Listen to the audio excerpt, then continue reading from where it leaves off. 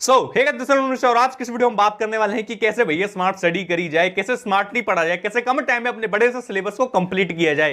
देखो यार, पढ़ाई ना दो तरीके से की जाती है। पहली हमारी हार्ड पढ़ाई और दूसरी हमारी स्मार्ट पढ़ाई। हार्ड पढ़ाई को तुम कुछ ऐसा मान लो जैसे कि तुम्हारे सिलेबस का बड़ा सा समंदर हो गया, जिसमें तुम थोड़ा बहुत पढ़कर रटकर समझकर जा रहे हो एग्जाम देने के लिए, और तुम्हारे मार्क्स चुल्लू भर आ रहे होते हैं। ये तो होती है तुम्हारी हार्ड पढ़ाई। और इसके जस्ट अपोजिट होती है तुम्हारी स्मार्ट पढ़ाई, जहां पर तुम थोड़ा सा भी पढ़कर अच्छे मार्क्स ला रहे होते हो, टॉप मार रहे होते हो। ये होती है तुम्हारी स्मार्ट पढ़ाई। बेसिकली देखो, होता क्या है ना कि मैं तुमको एक प्रैक्टिकल फैक्ट बताता हूं। हमारे आसपास, हमारे अड़ोस पड़ोस में, या फिर जहां पर भी हम पढ़ते हैं ना, वहां पर एक बंदा ऐसा जरूर होता है भाई साहब, जो हमसे कम पढ़ता है, हमसे ज्यादा खेलता है, हमसे ज्यादा मस्ती करता है, हमसे ज्यादा घूमता है, फिर भी उसके मार्क्स या तो हमारे बराबर आ रहे होते हैं या तो हमसे अच्छे आ रहे होते हैं। तो बेसिकली बात क्या है यार, कि वो बंदा ऐसा कर क्या रहा है जो हम नहीं कर पा रहे।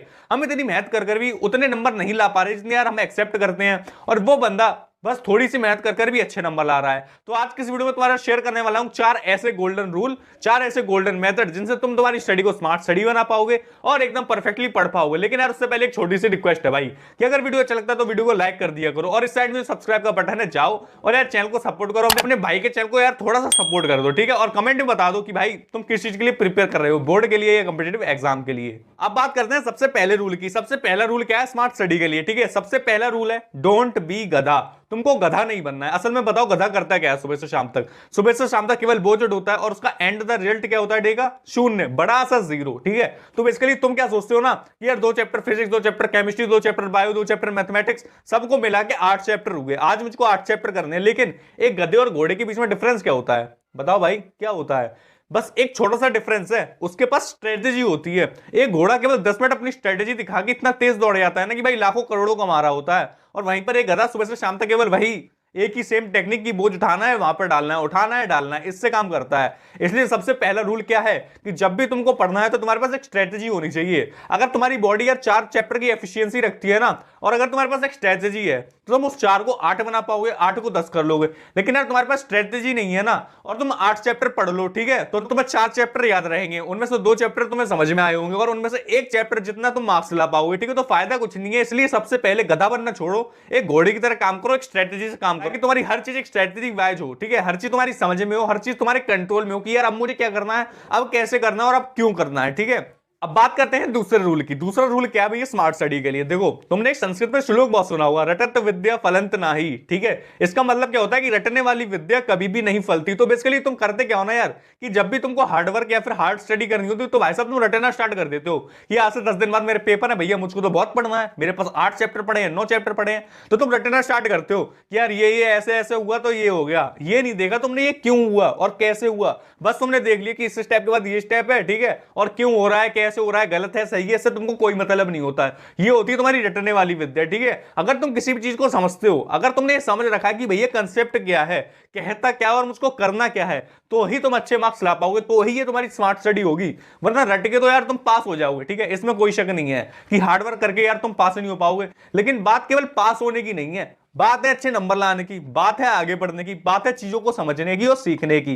तो उसके लिए तुम्हें चीजों को समझना होगा, उसके लिए तुम्हें रटना नहीं है, उसके लिए तुम्हें कंसेप्ट को समझना पड़ेगा। दूसरा गोल्डन रूल तुम्हारी स्मार्ट स्टडी के लिए सबसे ज्यादा इंपॉर्टेंट है कि तुमको किसी भी चीज को रटना नहीं है। अगर चीज छोटी है या फिर बड़ी है, फिर भी तुमको उसको समझना है और उसको एक बार करके जरूर देखना है, ताकि तुम्हारे माइंड में एकदम क्लियर विजन हो जाए उस चीज को लिए। अब बात करते हैं तीसरे रूल की, कि भैया स्मार्ट स्टडी के लिए तीसरा रूल क्या होगा। देखो, असल में ना हमको हमारी डेस्क को पुस्तकालय नहीं बनाना है यार। देखो, ये चीज होती है कंफ्यूजन के लिए। मैं तुमको एक एग्जांपल समझाता हूं। जैसे कि मैं, ठीक है, अच्छे खासे नंबर आए मेरे, ठीक है, मान लो 80% या फिर 90% मार्क्स आए, ठीक है। मैंने तुमसे कहा कि यार तुम फिजिक्स पढ़ना चाहते हो, तुमने कहा हाँ। मैंने तुमसे कहा कि यार तुम जाकर एनसीईआरटी बुक ही पढ़ना, क्योंकि उसी में से पेपर आता है। तुमने कहा ठीक है, तुम भाग कर गए एनसीईआरटी लाकर पढ़ने लगे। उसके बाद क्या हुआ, कुछ दिन बाद यार मुझसे भी अच्छा कोई तुमको मिला, ठीक है, जिसके और ज्यादा अच्छे मार्क्स आए होते हैं। उसने तुमसे कहा कि यार नहीं, तुमको पढ़ना एचसी वर्मा है, क्योंकि वही तुमको टॉप करवा सकती है, ठीक है। तुम फिर से भाग करके गए एनसीईआरटी, तुमने छोड़ दी पढ़ना। अब तुम पढ़ रहे हो एससी वर्मा, ठीक है। अब एससी वर्मा पढ़ने लगे, अब तुमको कुछ दिन समझ में आई, कुछ टॉपिक ऐसे थे तुम्हारी समझ में नहीं आ पाए, ठीक है। फिर तुमने फिर से पढ़ना छोड़ दिया। कुछ दिन बाद, ठीक है, उसके और कुछ दिन बाद एक और पर्सन मिला, ठीक है, शायद उसकी रैंक आ रखी हो या फिर उसके और ज्यादा अच्छे नंबर हो, ठीक है। तो उसने तुमसे कहा कि नहीं यार, एस चंद की लो भाई साहब, बहुत अच्छी बुक है, एकदम इजी लैंग्वेज है, तुम्हारी समझ में आ जाएगी। तुम फिर से भाग करके गए, वो भी बुक उठा रहा है, अब उसको भी पढ़ना स्टार्ट कर दिया तुमने, ठीक है। अब होता क्या है ना कि जब भी हमारे एग्जाम आ रहे होते हैं, ठीक है, अब हम ये सोचते हैं सामने एनसीईआरटी भी रखी है, एससी वर्मा भी रखी है और एस चंद भी रखी है, अब पढ़े कौन सी? कौन सी हमारे लिए सही रहेगी, कौन सी हमारे लिए सफिशियंट है। तो भाई ये जो कंफ्यूजन होती है ना बीच की, ये कंफ्यूजन सबसे बड़ी कंफ्यूजन है। इसके चक्कर में हम ना तो एससी वर्मा पे फोकस कर पाते हैं, ना तो हम अपनी एसएन पे फोकस कर पाते हैं, ना ही हम अपनी एनसीईआरटी पर फोकस कर पाते हैं। देखो अगर मैं तुमको अपनी डेस्क दिखाऊं ना, तो वहां पर तुमको केवल 2 बुक्स मिलेंगी और हर सब्जेक्ट की 2 बुक्स मिलेंगी। एक हमारी एनसीईआरटी की, वो कंपलसरी है भैया, और एक हमारी साइड बुक, चाहे वो यूपी बोर्ड की हो, चाहे वो किसी भी स्टेट बोर्ड की हो, चाहे वो सीबीएसई बोर्ड की हो, ठीक है। क्योंकि अब देखो स्टेट बोर्ड तो मुझे पता नहीं, लेकिन सब में एनसीईआरटी चलता है। सिलेबस चाहे साइड बुक हो तुम्हारी, चाहे एनसीईआरटी हो, सब में सेम ही होता है लगभग लगभग, ठीक है।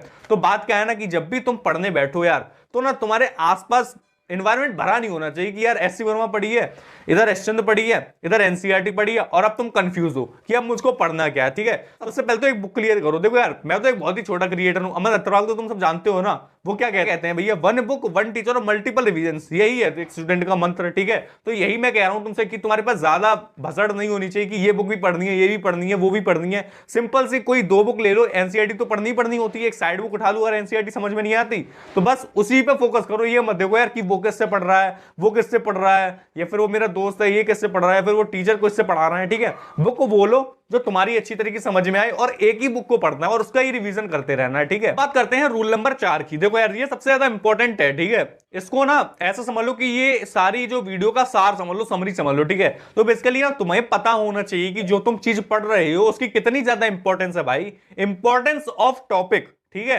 क्योंकि असल में होता क्या है ना, कई बार हम कुछ ऐसी चीजें पढ़ रहे होते हैं शायद जिनकी इतनी वैल्यू नहीं होती, और उनको हम घिसे पड़े हैं, मतलब उनको अच्छी तरह मन में बिठा लिया, लेकिन जिन चीजों की इंपॉर्टेंस ज्यादा है भैया, जिनका मार्क का वेटेज ज्यादा है, उनको नहीं पढ़ रहे क्योंकि भैया वो कठिन है, समझ में नहीं आ रही है आराम से, और यार हम मेहनत करना नहीं चाह रहे, ठीक है। तो बेसिकली बात क्या है ना, देखो तुमको सबसे पहले ये समझना है कि यार किस टॉपिक की कितनी ज्यादा इंपॉर्टेंस है, किस टॉपिक को मैं कितना टाइम दूं। इसलिए सबसे पहले यार मैंने तुमको बताया कि स्ट्रेटेजी ही है जो तुमको यार स्मार्ट स्टडी करवा सकती है। तो सबसे पहले एक स्ट्रेटेजी होनी चाहिए, ठीक है। और उसके बाद यार तुम्हें पता होना चाहिए कि यार इस टॉपिक की कितनी एडवांटेज है, इस टॉपिक के आने के कितने चांसेस हैं, और ये टॉपिक कितने मार्क का वेटेज लेकर के आ सकता है, ठीक है। असल में देखो ये नहीं करना तुमको यार कि छोटी मोटी चीजें हो गई, ठीक है, कि डेफिनेशन याद कर रहे हो, थ्योरी ज्यादा रट रहे हो, ठीक है। असल में फिजिक्स में क्या आते हैं, न्यूमेरिकल, केमिस्ट्री में भाई न्यूमेरिकल आने लगे हैं आजकल तो, और बायोलॉजी में कहीं हद तक न्यूमेरिकल है, ठीक है, उसमें तो थ्योरी ज्यादा है, और मैथमेटिक्स तो भैया थ्योरी का कोई काम ही नहीं है। तो बेसिकली बात क्या है ना कि तुमको ये पता होना चाहिए कि तुम जो चीज पढ़ रहे हो उसमें इंपॉर्टेंस है या नहीं है, तुम जो चीज पढ़ रहे हो उसमें कितनी इंपॉर्टेंस है उस चीज की, ठीक है। तो बेसिकली चौथा रूल है हमारा कि भैया इंपॉर्टेंस ऑफ टॉपिक पता होनी चाहिए, ताकि हमें ये कंफ्यूजन ना हो